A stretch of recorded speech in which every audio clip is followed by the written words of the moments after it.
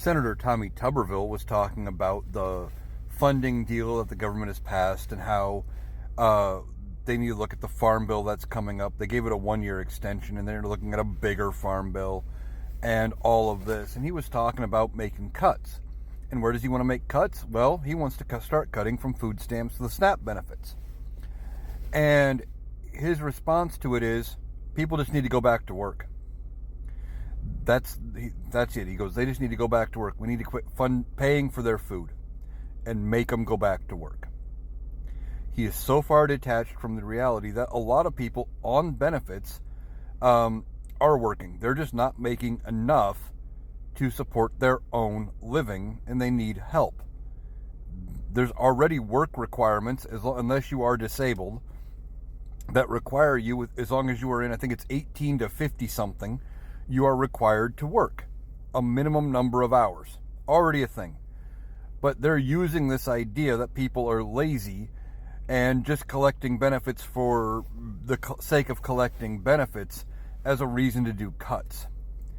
And I don't know what kind of support this is going to have through a Republican majority Congress, because their margins are so thin in both chambers where they lose even a couple Republicans and these things don't pass. So I don't know if they're going to be able to get any cuts in, because they're probably going to have to work with Democrats, and Democrats aren't going to be willing to do major sacrifices and cuts.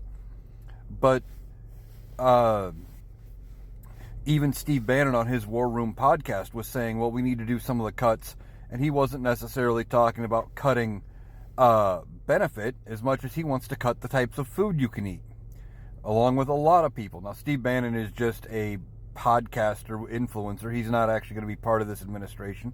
He may not even be out of prison during this administration, because he's up on fraud charges for his Stop the Steal or Build the Wall scam. I think he had a Stop the Steal one too. I could be wrong about that, but he's facing criminal charges yet, I believe, this month in New York for that.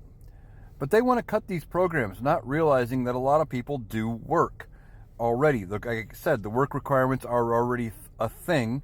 Now they could try to make the work requirements tougher, but it's not a willingness to work issue. It's a wages issue. And every time we bring up raising like the minimum wage or forcing people to pay a living wage, we hear the same argument out of people on the right, that the minimum wage isn't supposed to be a living wage. It's supposed to be for starter jobs, get a better job. But then when they would go to the establishments that would pay those low wages and no one's there to work, they get mad that no one's working. And you hear, no one wants to work anymore. That's not the problem. The problem is wages aren't keeping up with the cost of living.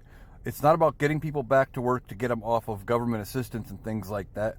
It's about bringing wages up so everybody can have a fair share of the pie and a place at the table.